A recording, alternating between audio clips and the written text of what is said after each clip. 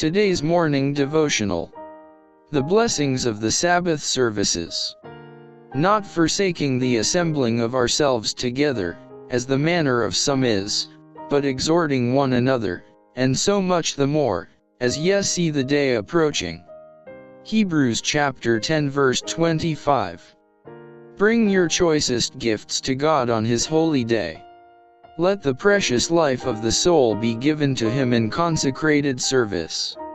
Everyone should feel that he has a part to act in making the Sabbath meetings interesting. You are not to come together simply as a matter of form, but for the interchange of thought, for the relation of your daily experiences, for the expression of thanksgiving, for the utterance of your sincere desire for divine enlightenment, that you may know God, and Jesus Christ, whom He has sent.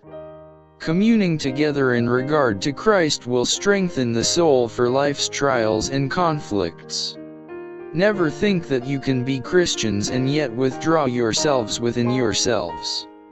Each one is a part of the great web of humanity, and the experience of each will be largely determined by the experience of his associates. Why do we not obtain 100th part of the blessing we should obtain from assembling together to worship God? Our perceptive faculties need sharpening. Fellowship with one another should make us glad. With such a hope as we have, why are not our hearts all aglow with the love of God?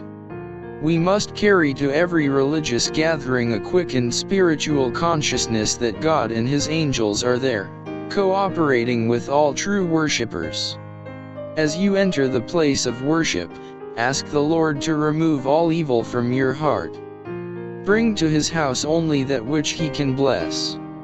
Kneel before God in His temple, and consecrate to Him His own, which He has purchased with the blood of Christ.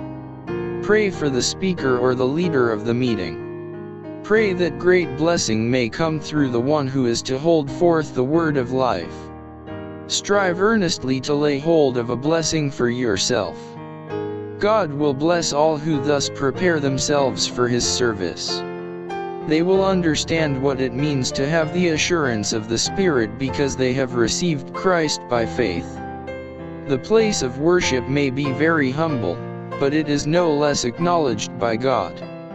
To those who worship God in spirit and in truth and in the beauty of holiness, it will be as the gate of heaven.